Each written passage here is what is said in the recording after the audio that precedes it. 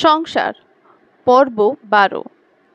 গরম সিঙাড়া আঙুলের চুস্কিতে ভেঙে ফেললেন পরমা। হালকা গরম ভাপ আর আলু বাদামের পুরে এক রাশ মিষ্টি সুগন্ধ তাকে ফিরিয়ে নিয়ে গেল কলেজ বেলার দিনগুলোতে। সিঙাড়ার কোনা ভেঙে মুখে পুরে বললেন ফাটাফাটি, ইস, এতদিন কেন যে এই দোকানটার সিঙাড়া খেতে আসেনি। পাল্টা হাসলেন সমরেশ। দেখেই বোঝা যাচ্ছে একসময় পাক্কা সিঙাড়া খোর ছিলে। তা নিয়মিত এইসব ভাজাভুজি চলতো নাকি? কটা করে এক চান্সে পাততে তখন? সিঙাড়া আমার বরাবরেরই ফেভারিট। তখন আর কে হিসেব করত? দেদার খেয়েছি, দেদার। এ কি আর এখনকার জীবন? ওষুধের ওপর বেঁচে থাকা। বয়স কম ছিল, শরীরে ছিল না কোনো গোলমাল, যতগুলো ইচ্ছে হয়েছে খেয়েছি। সঙ্গে যদি স্বর ভাসানো মাটির ভারে লস্যি থাকতো, তাহলে তো যাকে বলে সোনায় সোহাগা। স্মৃতিচারণের মাঝেই হঠাৎ আক্ষেপ ঝরে পড়ে পরমার কণ্ঠে। তখন আর কি বা খাবো বলো? না ছিল অত রোল চাউমিন, না ছিল মোমো তন্দুরি বিরিয়ানি। ওই মাসে একদিন সন্ধ্যাবেলা মোগলাই খাবো বলে ধৈর্য ধরে অপেক্ষা করতাম। সেই দিন বাবা মাইনে পাবে, সেই দিন সন্ধ্যাবেলা বাড়িতে মোগলাই আসবে। সত্যি গো, আমারও তো একই অবস্থা। কলেজ জীবনে বন্ধুদের সঙ্গে প্রথমবারের জন্য কবিরাজির সঙ্গে পরিচয় হয়েছিল। খেয়ে কি যে ভালো লেগেছিল, কি বলবো তোমায়। মনে হয়েছিল আর একটা খাই, কিন্তু লজ্জায় বলতে পারিনি। আসলে এখনকার প্রজন্ম তো সব কিছু হাতের মুঠোয় পেয়ে যায়, তাই বোঝে না কোনটা ভালো কোনটা মন্দ। এদের কাছে দুনিয়াটা হলো সব পেয়েছির দেশ।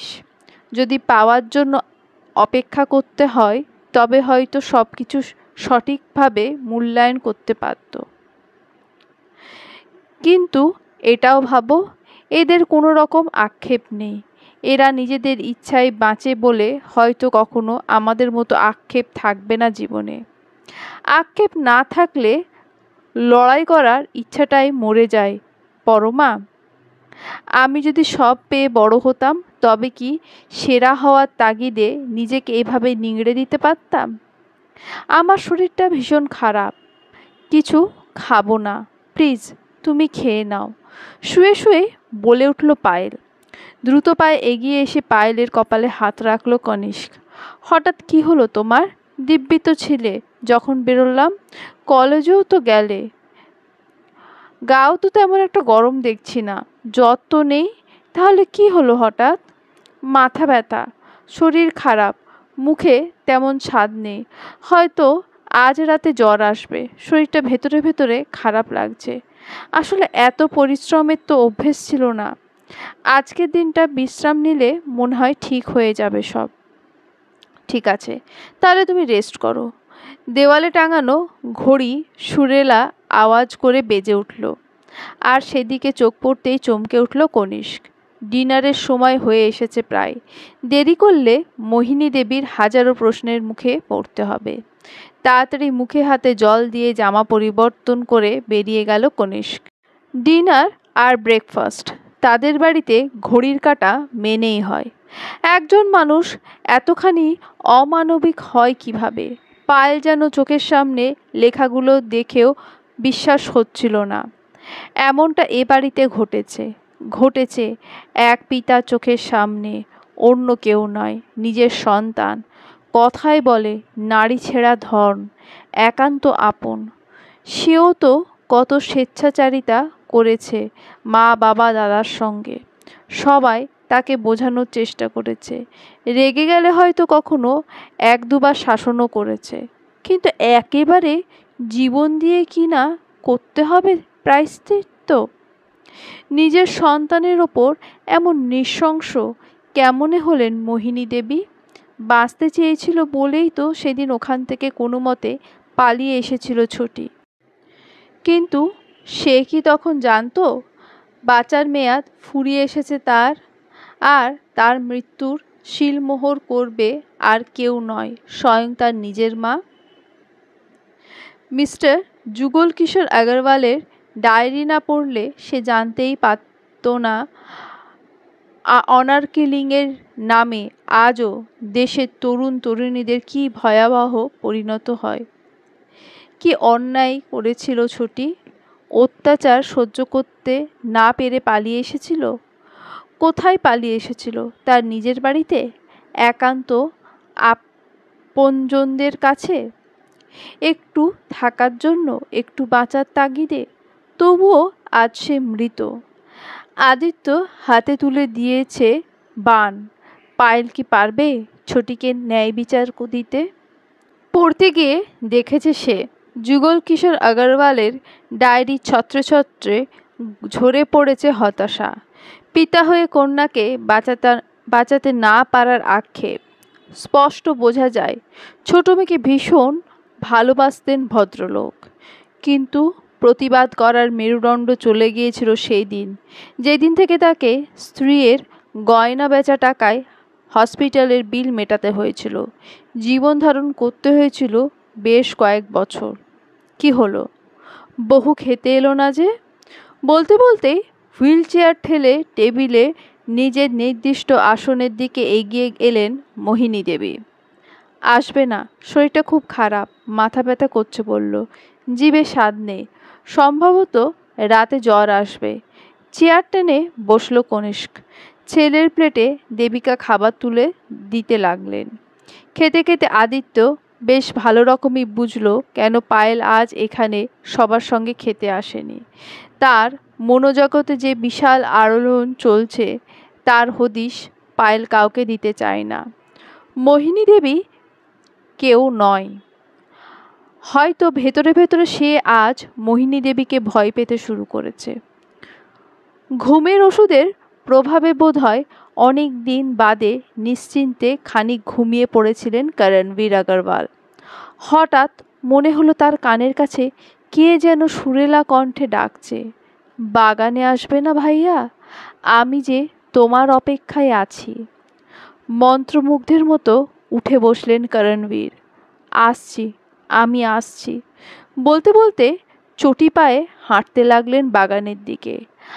আজও করণবীরকে বাগানে ঠিক ওই জায়গাটায় দাঁড়িয়ে থাকতে দেখল পায়েল। নিশ্চয়ই ওখানেই কোথাও। মনে মনে ভাবল সে, একবার যদি করণবীরের পেছনে দাঁড়িয়ে সোজাসুজি জিজ্ঞেস করা যায়, পাপাজি এসবের মানে কি? বাড়ির চার দেওয়ালের মধ্যে নিজের গুরুত্ব বজায় রাখতে গিয়ে অনেক অন্যায় করেছি তোমার সঙ্গে, ক্ষমা করে দেবে প্লিজ?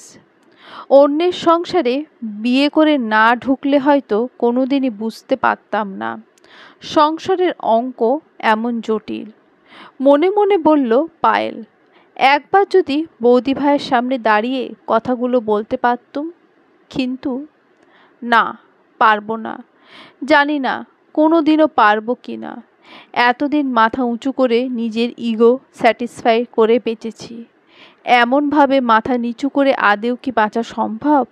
মুখে না বললেও আমার আচরণ দেখে বৌদি ভাই নিশ্চয়ই বুঝতে পারছে ভেতরে ভেতরে আমি অনুতপ্ত। তুমি টেক্সট করেছিলে বিশেষ দরকার, বলো কি বলবে? যদি মায়ের শরীর স্বাস্থ্য নিয়ে চিন্তায় থাকো তবে বলবো চিন্তার কোনো কারণ নেই, মা ফিট আছে, হাসিখুশি আছে, বাবার সঙ্গে সকালে হাঁটতেও বেরোচ্ছে। এর মধ্যে ফার্স্ট চেক আপও হয়ে গেছে, ডাক্তার জানিয়েছেন এভরিথিং অলরাইট। তোমার সঙ্গে দরকার ছিল বৌদি ভাই, খুব জরুরি দরকার। তুমি কি আজ একবার একটু সময় পেলে আমার সঙ্গে দেখা করতে পারবে? কাজে থাকলেও পরিবারের সুবিধা অসুবিধায় আমি সর্বদাই ফ্রি থাকি, কারণ ফ্যামিলি অলওয়েজ আমার কাছে ফার্স্ট প্রায়োরিটি পায়। কিন্তু তুমি ও বাড়ি থেকে আসবে কিভাবে? সে আমি ঠিক সুযোগ বুঝে ম্যানেজ করে নেব। ম্যানেজ না করে উপায় নেই বৌদি ভাই। তোমাদের সেই পুরনো বাড়িটা যেখানে আমরা প্রথম তোমায় দেখতে গিয়েছিলাম সেটা তো খালিই পড়ে আছে, কেউ তো থাকে না ওখানে। যদি ওখানে আমরা আজকে দেখা করি, তুমি চাইলে আমরা কোনো নামকরা শপিং কমপ্লেক্স বা রেস্টুরেন্টে মিট করতে পারি, আমার দিক থেকে কোনো অসুবিধা নেই। না বৌদিভাই, প্লিজ, আমি কোনো পাবলিক গ্যাদারিংয়ে মিট করতে চাইছি না। দরকারটা কেবল গোপনীয়ই নয়, বিশেষ রকম গোপনীয়। জাস্ট তোমার হেল্প দরকার। অবশ্যই তোমায় আমি কোনোভাবেই জোর করছি না। ঠিক আছে, কখন আসবে বলো? আমি ওই বাড়িতেই থাকবো। ঠিকানা তোমায় পাঠিয়ে দিচ্ছি। 1 ঘন্টার মধ্যেই আসছি। Thank you. আমি তোমার সঙ্গে বলতে গিয়েও গলা বুঝে এলো পায়েলের। এত চাপ নিও না, তোমার জন্য অপেক্ষায় অবশ্য করব। একটা কথা মনে রেখো পায়েল, ধৈর্য শব্দটা ছোট হলেও ভীষণ দামি। আর সময়কে কোনো দিনও অবহেলা করো না। ধৈর্য ধরে সঠিক সময়ের জন্য অপেক্ষা করাটাই আসল। সময়ই পারে সব কিছু ঠিক করে দিতে। মিনিট 10 আগেই দরজা খুলে ঘরে ঢুকেছে অপু। অফিসের জামা কাপড় ছাড়ার সময় নেই হাতে। পায়েল হয়তো এক্ষুনি এসে পড়বে। তেমন একটা পরিষ্কার না করতে পারলেও ড্রয়িং রুমটা অন্তত মানুষের বসার যোগ্য করে তুলতে হবে তাকে। ভেবে পাই না বন্ধ বাড়িতে এত ধুলো কোন রন্ধ পথে ঢুকে আসে। চটি ছেড়ে মেঝেতে পা দিতেই মিহি ধুলোর আস্তরণ টের পেয়েছে অপু। গাছ কোমর করে শাড়ি পরার বদলে ওড়নায় গিঁট দিয়ে ঝাড়ু হাতে লেগে পড়ল ধুলো পরিষ্কারের কাজে।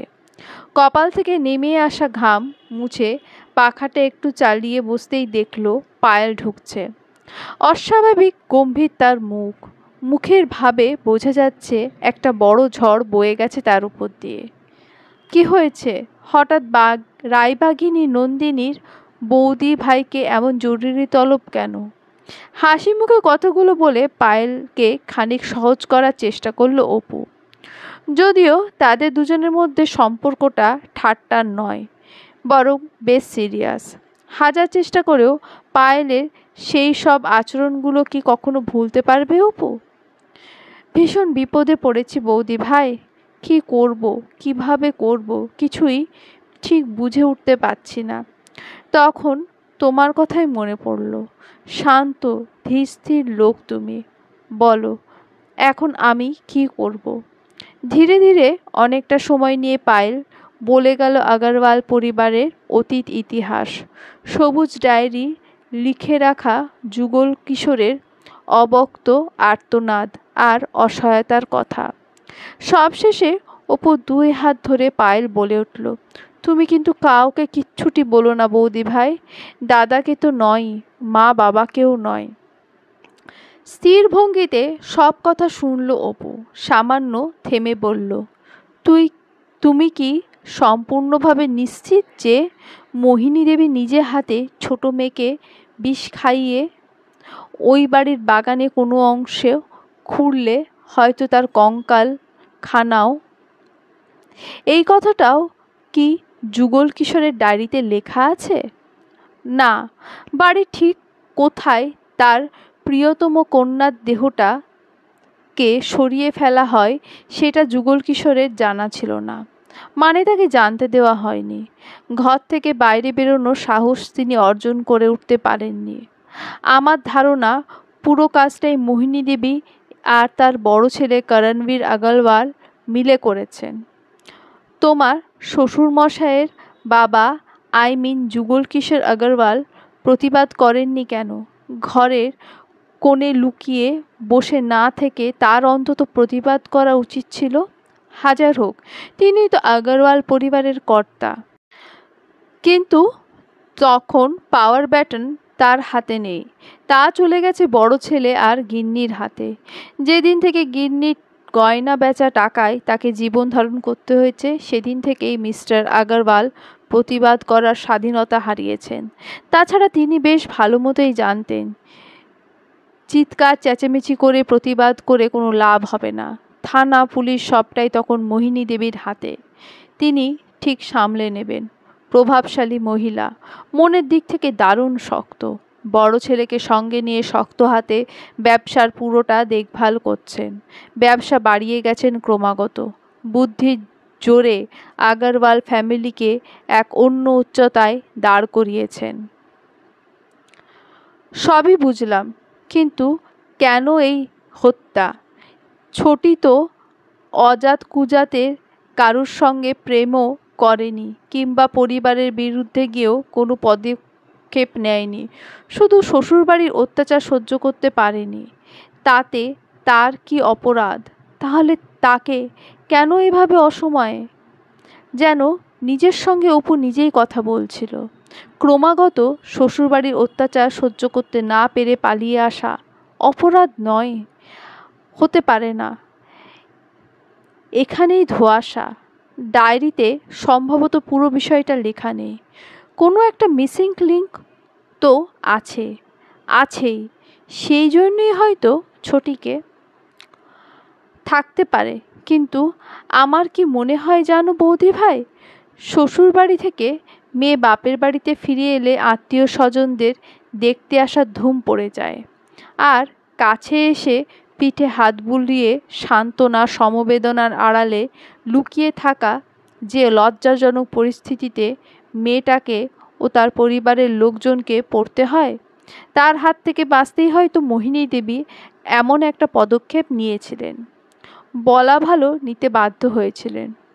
বউ হওয়ার পরে তো দেখেছি আমাদের বাঙালি পরিবারের থেকে ওসব পরিবারের মেয়েদের জীবন ধারণ করা অনেক কষ্টকর, অনেক নিয়ম, অনেক কিছু।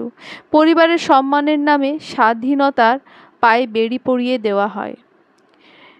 স্থির দৃষ্টিতে পায়েলের দিকে তাকিয়ে থাকে অপূর্বা, যেন মেলাতে চেষ্টা করে অনেক কিছু। তার অবুঝ, একগুঁয়ে, জেদি, আত্মকেন্দ্রিক, স্বেচ্ছাচারী ননদটা কবে এতখানি গভীরভাবে ভাবতে শিখল? জটিল সাংসারিক পরিস্থিতি কি তাকে এতখানি পরিপক্ক করে তুলল? কি দেখছো এমন করে বৌদি ভাই? পায়েল যেন সামান্য লজ্জা পেল। সাহায্যের জন্য আমি তোমাকে জোর করব না, তোমার ইচ্ছে হলে করো। আমি শুধু কথাগুলো বলে একটু হালকা হতে এসেছিলাম। একা একা এই বিরাট ভার সহ্য করার শক্তি পাচ্ছিলাম না একদম। তুমি সাহায্য করতে না চাইলে কিছু বলার নেই আমার। আমাদের বাড়িতে আসার পর থেকে তোমার দিকে আমি নিজেও কখনো সাহায্যের হাত বাড়িয়ে দিইনি। তুমি যা করেছো সেটা অতীত। অতীত আঁকড়ে বসে থাকলে তো আর চলে না। মানুষের জন্মই হয়েছে মানুষকে সাহায্য করার জন্য। তোমায় আমি অবশ্যই সাহায্য করব, কিন্তু আমি এই মুহূর্তে একটা কথাই ভাবছি। আমার আদুরে স্বেচ্ছাচারী ননদটা কোন জাদুকাঠির স্পর্শে এখন পরিপক্ক বাস্তব বুদ্ধির অধিকারিণী হয়ে উঠল। ছায়ায় ছায়ায় অন্ধকারে একাকী বসেছিলেন মোহিনী দেবী। আজ বোধহয় আমাবস্যা, তাই আকাশখানাও অন্ধকারে ঢাকা। জীবনের উপান্তে এসে অন্ধকার আকাশের দিকে তাকিয়ে তিনি খানিক আত্মসমালোচনা করছিলেন বোধহয়। চলার পথে কঠোর হতে অনেক সিদ্ধান্ত নিতে হয়েছে তাকে। না নিয়ে অবশ্য তার কাছে কোনো উপায় ছিল না। আগরওয়াল বংশের সম্মান, তাদের বংশের আভিজাত্য তিনি বিয়ে হওয়ার ইস্তক দেখেছেন। শরিকিদের রেষারেষিতে কোর্ট কাছারি করতে করতে সম্পত্তির প্রায় 12 আনায় যখন যেতে বসেছে, সেই সময় তিনি যুগল কিশোর আগরওয়ালকে নিয়ে এই মুলুকে চলে আসেন। বলা ভালো এক প্রকার পালিয়ে আসেন। আগরওয়ালদের এই বাড়িটি অবশ্য অনেক আগে থেকেই ছিল। ব্যবসায়িক প্রয়োজনে আসা যাওয়া চলত। দেওয়ালে পিঠ থেকে যাওয়া পরিবারকে যুগল কিশোর এনে তুলেছিলেন এই বাড়িতে, সঙ্গে পিতাজি, আম্মাজি ও অবিবাহিত ছোট দাদাজি। শুরু হলো জীবন সংগ্রাম।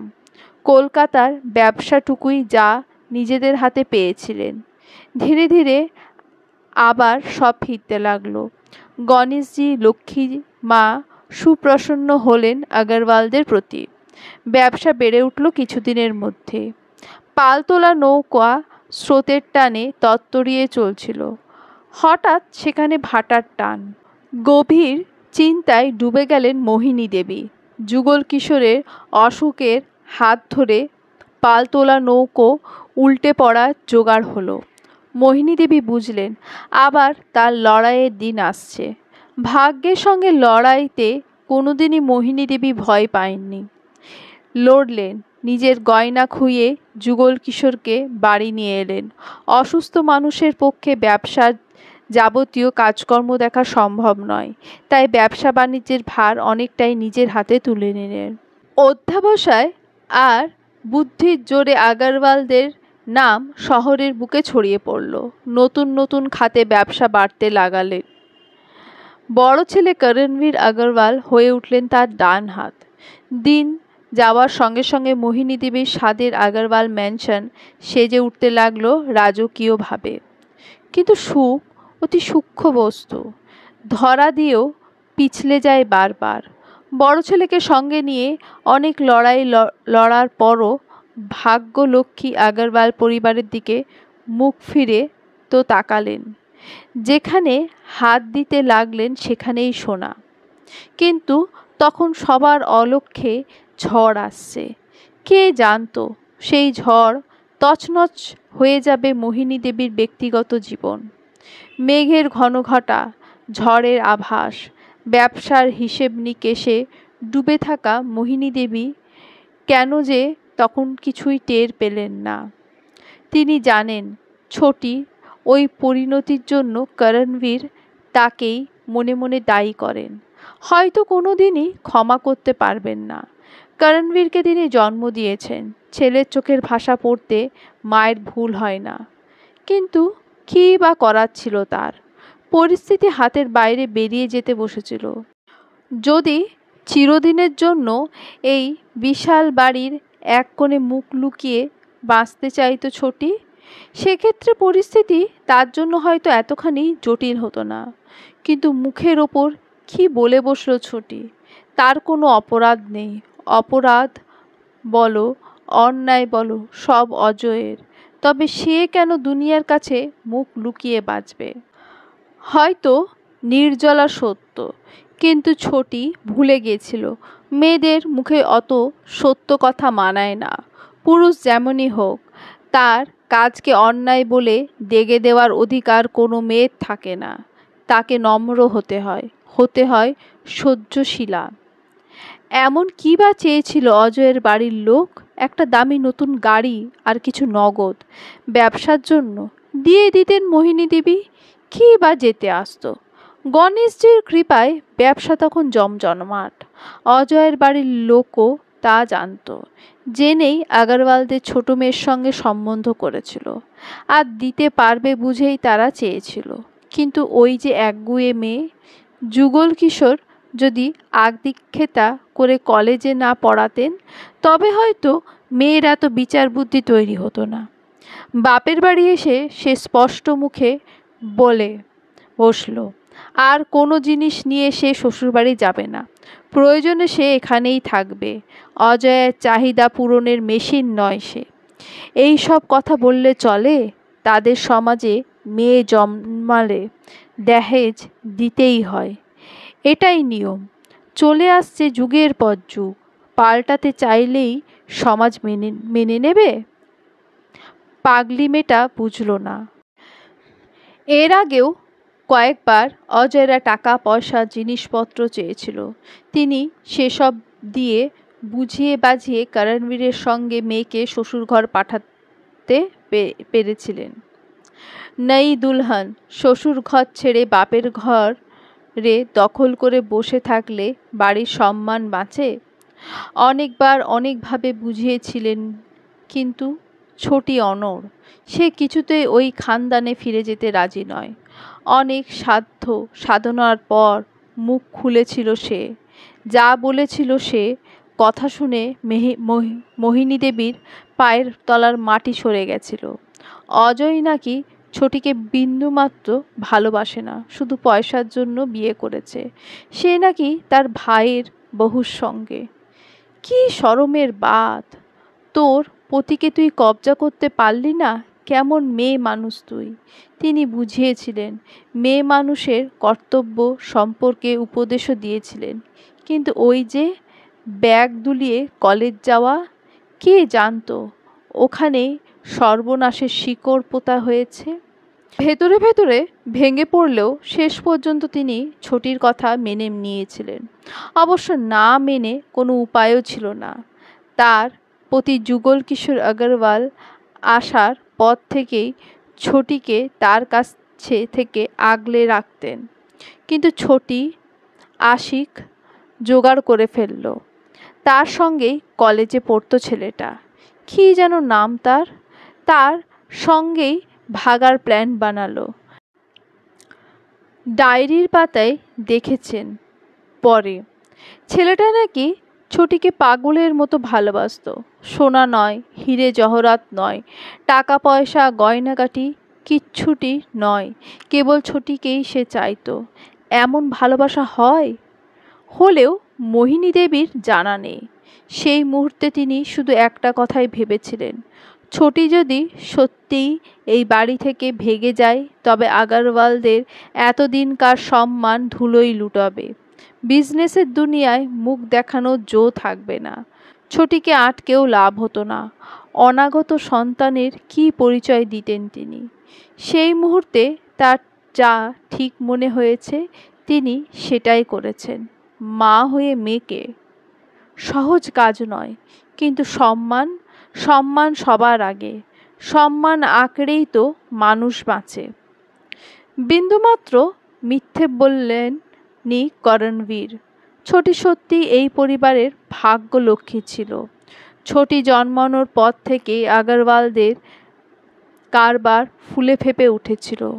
অনেক আগে এই বাড়ি তৈরি হলেও নিখুঁত সাজে সেজেছে ম্যানশন হয়ে উঠেছিল ছোটির আবির্ভাবের বেশ কিছুদিন পর। লম্বা পোর্টিকোতে বিদেশি গাড়ি এসে দাঁড়িয়েছিল প্রথমবারের জন্য। সেসব কিছুই ভোলেননি মোহিনী দেবী। ছোটি যদি সব কিছু মেনে নিয়ে অজয়ের সঙ্গে ঘর সাজাতো, বাচ্চা পয়দা করত, কী বা ক্ষতি হতো? তার হাতটা অন্তত এভাবে। নিজের হাতের দিকে তাকিয়ে একটা দীর্ঘশ্বাস ফেললেন মোহিনী দেবী। টাকা হোক বা বিজনেস, ছোটির সংসার বসানোর জন্য কিছু দিতে তার কোনো আপত্তি ছিল না। ভেতরে ভেতরে যতই শক্ত থাকার চেষ্টা করুন না কেন, বয়সের ধর্ম যাবে কোথায়? আজকাল অল্পতেই চোখে জল এসে পড়ে। একবার যদি ছোটিকে চোখের সামনে দেখতে পেতেন, জিজ্ঞেস করতে পারতেন কেমন আছে সে, কেন সেদিন অমন হট্টকারিতা করতে গেল, কি দেখেছিল ওই সাধারণ ছেলেটার মধ্যে? মাম্মিজি। করণবীরের গলা শুনতে পেয়ে চটপট চোখের জল মুছে ফেললেন মোহিনী দেবী। নিজের দুর্বলতা কাউকে তিনি দেখাতে চান না। হুইল চেয়ার ঠেলে এগিয়ে গেলেন বেটার দিকে। আপনি এখনো ঘুমোননি? এত রাতে চোখে জল কেন? কে আপনাকে কি বলেছে আমায় বলুন। মাম্মিজি, আপনাকে আমি খুব ভালোবাসি। হাঁটু গেড়ে বসে মোহিনী দেবীর হাত দুটো জড়িয়ে ধরলেন করণবীর। দুফোঁটা অশ্রু জল ঝরে পড়ে হাতের ওপর। কি যে বলো না তুমি বৌদি, বুদ্ধিমতী আর হতে পারলাম কই? হলে কি আর দাবাত চালে এমনভাবে মাত হয়ে যায়? হয়তো সেদিন তোমাদের কথা শুনলে আজকে এই দিনটা। পেছন ফিরে তাকালে দেখবে ধোঁয়াশা আর অন্ধকার। সেই দিকে তাকে দীর্ঘশ্বাস ফেলে কি লাভ? কি লাভ অনুশোচনা করে? সেই মুহূর্তে তোমার যেটা ঠিক মনে হয়েছিল সেটাই করেছো। এখন যেটা ঠিক মনে হবে সেটা করবে। বলো কি করতে চাইছো তুমি? আমরা কি পুলিশের কাছে যাব? গিয়ে সবটা খুলে বলবো? আমার কাছে যুগল কিশোরের সবুজ ডায়েরির ফটোকপি আছে, প্রমাণ হিসেবে তুলে এনেছি। বুঝলাম, কিন্তু তোমার কি মনে হয় পুলিশের কাছে গেলেই সব সমস্যার সমাধান হয়ে যাবে? তোমার শ্বশুরবাড়ির লোকজন কিন্তু যথেষ্ট প্রভাবশালী। নিজেদের অপরাধের কথা তারা এত সহজে মেনে নেবেন? মনে রেখো, অর্থই কিন্তু অনর্থের মূল। লড়তে চাইলে আগে নিজের পায়ের তলার মাটি শক্ত করতে হবে। কিছু মানুষ এমন লাগবে যারা তোমার কথা শুনবে। তাহলে এখন আমি কি করব বৌদি ভাই? ভরসাহারা গলায় বলে উঠল পায়েল। কেউ কিছু বলেনি আমায়, তুমি উঠে এলে কেন? করণবীরের দিকে তাকিয়ে বললেন মোহিনী দেবী। মুখের চেহারায় অসন্তোষের ছাপ স্পষ্ট। ছেলের কাছে এমত অবস্থায় ধরা পড়ে গিয়ে মোটেও তিনি খুশি হননি। আমি উঠে আসিনি মা, একই ভঙ্গিতে বললেন করণবীর। সেদিনের পর থেকে রাতে আমার আর ঘুম আসে না। আপনারও কি ঘুম আসে না আম্মাজি? কেন ঘুম আসবে না আমার? কেন? দিব্যি ঘুমোই আমি। তুমিও অকারণে রাত জেগো না, যাও ঘুমিয়ে পড়ো। এত রাতে এখানে আর এসো না, বুঝেছ? করণবীরের দিকে তাকিয়ে গম্ভীর মুখে বলে ওঠেন মোহিনী দেবী। কিন্তু আম্মাজি, আজ এখানে না এলে তো জানতে পারতাম না, দেখতেও পেতাম না পাষাণের চোখ দিয়েও জল ঝরে। আম্মাজি, আপনিও তো সুখী নন। আপনারও বুকে যে কষ্টেরা ঝড় তোলে। তবে সেদিন অমনটা কেন করতে গেলেন? কেন ছোটিকে? কেন? তার চেয়ে ওরা দুজনে না হয় পালিয়েই যেত, নিজের দুনিয়ায় সুখী হতো ছোটি। ছেলেটা ছোটিকে না পেয়ে সুইসাইড করেছিল। দুটো তরতাজা প্রাণ শেষ করে দেওয়ার কি অধিকার ছিল আমাদের? কোনো অধিকারে আমরা ওদের সুখের বাধা দিয়েছিলাম? এ কি পাপ নয়? মানুষের ওপর জুলুম করা যে সবচাইতে বড় পাপ। সেদিন আপনার পাশে থাকলেও কখনো আমি নিজেকে ক্ষমা করতে পারবো না আম্মাজি। এই হাত দুটো দিয়ে আমি একজন ছোট্ট শিশুর মতোই নিজের সবল পুষ্ট হাত দুটো মোহিনী দেবীর সামনে মেলে ধরেন করণবীর। এক দৃষ্টিতে সেই দিকে তাকিয়ে থাকেন মোহিনী দেবী। এক ভাঙচুর চলতে থাকে তার অন্তরে। হাতের ওপর নিজের শিরা ওঠা হাত রেখে কি যেন বোঝার চেষ্টা করতে থাকেন। কয়েকটা মুহূর্ত কেটে যায় শব্দহীন। হঠাৎ রাতের নৈশব্দ চিরে কর্কশ আওয়াজে পেঁচা ডেকে যায়। সেই আওয়াজে মোহিনী দেবী যেন সম্বিত ফিরে পান। ব্যক্তিত্বপূর্ণ স্বরে বলে ওঠেন, অতীতচারী হয়ে কোনো লাভ নেই করণ। ওতে কেবল দুঃখই বাড়ে। যাও, শুতে যাও। যাওয়ার আগে একটা কথা মন দিয়ে শুনে রাখো। যতদিন আমি বেঁচে আছি, যত বড় ব্যক্তিই সে হোক না কেন, আগারওয়াল পরিবারের সম্মানের সঙ্গে কাউকে কোনো আপোষ করতে দেব না। চা করতে গিয়েছিল অপু। বিছানায় রাখা মোবাইলটা হঠাৎ শব্দ করে বেজে উঠল। দাদাই ফোন করেছে। দাদাইয়ের নম্বরের প্রতিটা ডিজিট এখনও তার মুখস্থ। কিন্তু দাদাই তো কখনো অফিস থেকে ফোন করে না।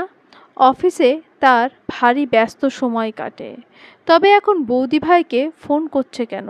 তবে কি বৌদি ভাইয়ের জন্য দাদাইটা চেঞ্জ হয়ে গেল? একটু হিংসার বাষ্প জমছিল মনে, কিন্তু না, সে আর বৌদি ভাইকে ঈর্ষা করবে না। কনিষ্কের কথা ভেবে মনটা একটু ভারী হয়ে উঠল। একদিন সে বলেছিল পায়েলকে সে ভীষণ ভালোবাসে, কিন্তু একদিনও তো দোকানে কাজের সময় তাকে ফোন করতে দেখে না। উল্টে পায়েল কখনো সখনো ফোন করে বসলে হাঁ হুঁ বলে রেখে দেওয়ার চেষ্টা করে। কেন? তাদের ভালোবাসা কি এর মধ্যেই মরে গেল? কপালে ঘাম মুছে ফোনটা ধরল অপু। পায়েল যে তার সঙ্গে আছে সেটা কোনো মতেই বলা যাবে না। বললেই হাজারো প্রশ্ন ধেয়ে আসবে। গলার স্বর যতটা সম্ভব স্বাভাবিক করে বলল, কি হয়েছে? এই অসময়ে ফোন করলে যে? আরে সন্ধেবেলা খাবারের জন্য কি আনবো বলো? ছুটির সময় হয়ে আসছে যে, সেই জন্যই তো ফোনটা করলাম। ভাবছি আজ একটু মাটন চপ নেব, আর মা বাবার জন্য চিংড়ির কাটলেট। বয়স হয়েছে বলো, মা বাবা তো আর মাটন খেতে চায় না।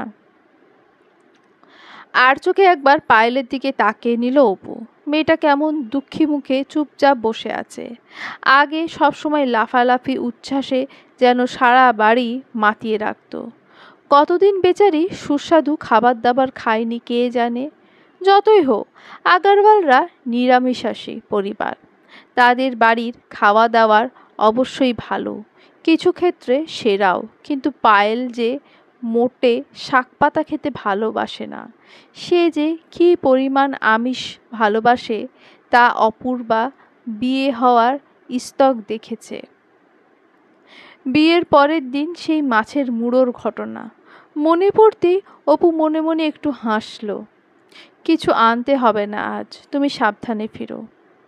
দাদাই কি আনার কথা বলছিল গো বৌদি? পায়েলের মন খারাপ আর বাড়াতে চায় না অপু। একে মেয়েটা সংসার নিয়ে ঘেঁটে আছে। অপু চায় না পায়েল ভাবুক সে চলে গিয়ে দাদার জীবনে তার জায়গাটা বৌদি ভাই দখল করেছে। হয়তো ভেতরে ভেতরে কষ্ট পাবে সে। দাদায়ের আনা চটপটা খাবারে যে পায়েলের অধিকার ছিল। হেসে বলল অপু, ওই মায়ের একটা ওষুধ আনার কথা বলছিল। আমি বললাম লাগবে না, মাসকাবারি ওষুধ তো আছেই ঘরে। পায়েলও হাসল। দুপক্ষই সবটা বুঝলো, কিন্তু মুখে কেউ কিছুই বলল না। সামনে দাঁড়িয়ে কথা বলছিল অপু। ও প্রান্ত থেকে ভেসে আসা কথা সবটাই শুনতে পেয়েছে পায়েল। একটা ঘরে পাশাপাশি থেকে কতখানি দূরত্ব বজায় রাখা যায়। কিন্তু আজকে বৌদি ভাইয়ের এই আচরণে সে মিথ্যের ছোঁয়া পেল না, বরং বুঝল এইভাবেই সংসার সামলাতে হয়। সংসার করার অর্থ আপনজনদের ভালো রাখা, আনন্দে রাখা, তারা যাতে কষ্ট না পায় সেই চেষ্টা করা। তার জন্য দু চারটে সাদা মিথ্যা বললে ক্ষতি কী? হেসে বলল অপু, জানো পায়েল, কতদিন মটন বিরিয়ানি খাইনি। একা একা কি আর খেতে ভালো লাগে? তুমি খাবে? অর্ডার করব? নিজে খাবে বলে নয়, বৌদি ভাই কেবল তার মুখে হাসি ফোটানোর জন্য মাটন বিরিয়ানি অর্ডার করতে চাইছে। বুঝতে পেরে পায়েলের চোখে জল এলো। হাতের আড়াল করে জলটা মুছে নিয়ে সংক্ষেপে বলল, খাবো। বেশি কথা বললে গলায় ভাব দেখে বৌদি ভাই হয়তো আন্দাজ করে ফেলবে সে কাঁদছে। দাঁড়াও তাহলে, অর্ডারটা দিয়ে নিই।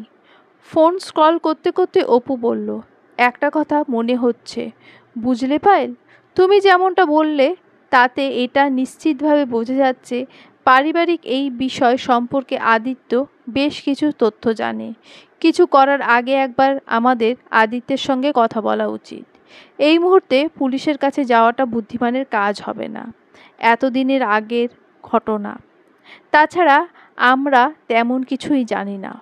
পুলিশ কেন শুনবে আমাদের কথা?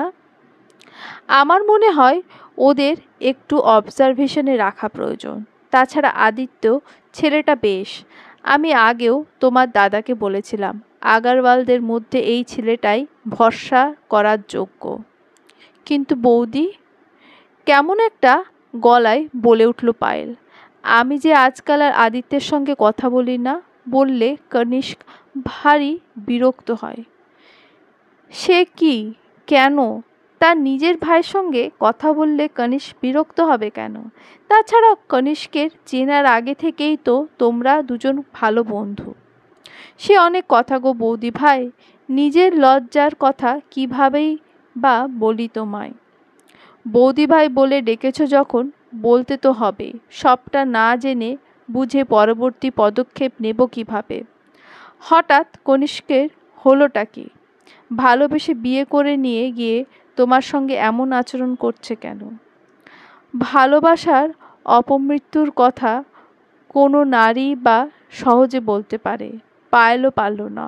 অনেক কষ্টে, অনেক যন্ত্রণায় দীর্ণ হতে হতে বৌদি ভাইকে সে সবটাই খুলে বলল।